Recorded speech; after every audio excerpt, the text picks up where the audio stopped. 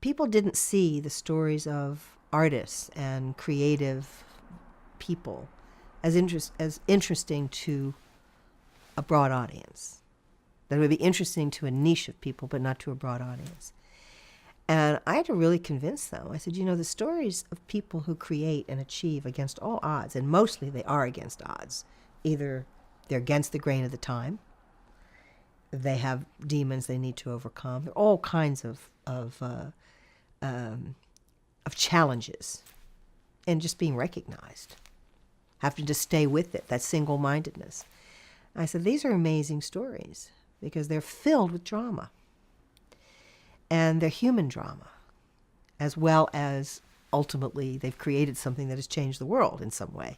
They didn't get better than that in terms of a story. And I think people, if you understand something about the creator and understand something about the inner life of the creator, you're going to look at that work a different way. And you'll understand it better, appreciate it better, and relate to it in some other way. And so that's what I tried to do in the series. When I finally was able to pull the first season together, there was never any question it was going to be at PBS because I work at WNET.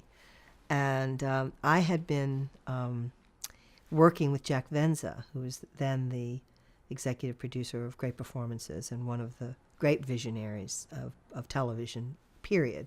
And I was really lucky to land with him. I learned some from Jack. Number one, you have to be tenacious. You have to believe in the work you're doing completely. There is a passion element that goes into this because we're certainly not paid terribly well for it, and we have to mostly have to raise the money for it. But mostly what I learned from him is if you're going to work with the greatest artists in the world, your work has to be as good as them. You can't do shoddy work if you're dealing with world-class artists. And they won't want to work with us. What we can bring to this is a respect for the excellence of what they do and try to mirror that in the work that we do. I was really young when I started this series, and I didn't have a track record of my own. I had certainly learned all the politics of the system. I certainly knew about how to put things together. All that. I was also involved in the creation of American Playhouse, which was another astounding achievement in public television. But I didn't have a track record as a producer, and I was young. I think that was a challenge, to overcome that and be given the ability to do this. But I wasn't really given it. I kind of willed it into being. I remember saying to PBS, because I knew, and I knew this from Jack, if we don't get Common Carriage and a 9 o'clock slot or some kind of a prime time slot, this will end up on Sunday morning, and there won't be an audience for it, and everybody will go, oh, look, there's no audience for this. So it would be sort of a self-fulfilling prophecy. So I really wanted to be in prime time, and I knew we'd never get that in the winter or the fall or the spring. So I suggested the summer.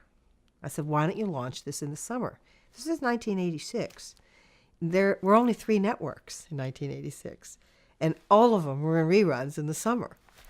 So we said, that's a pretty good idea. So it launched in the summer, and because there was nothing else on, we got all the covers of all the TV magazines because they had something new to write about.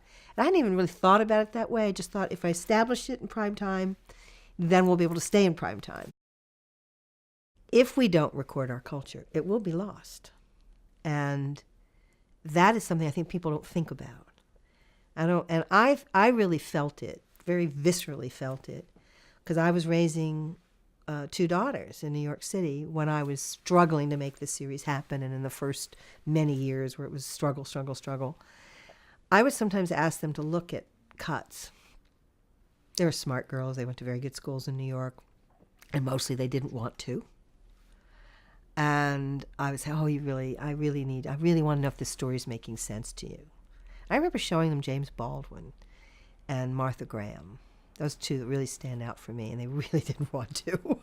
I said, you do. And then I would look at their faces at the end of it, and they would be enraptured, tears streaming down their face. They were really affected. Something had happened that changed their perception, and it would stay with them. And I went, that's why this series is important.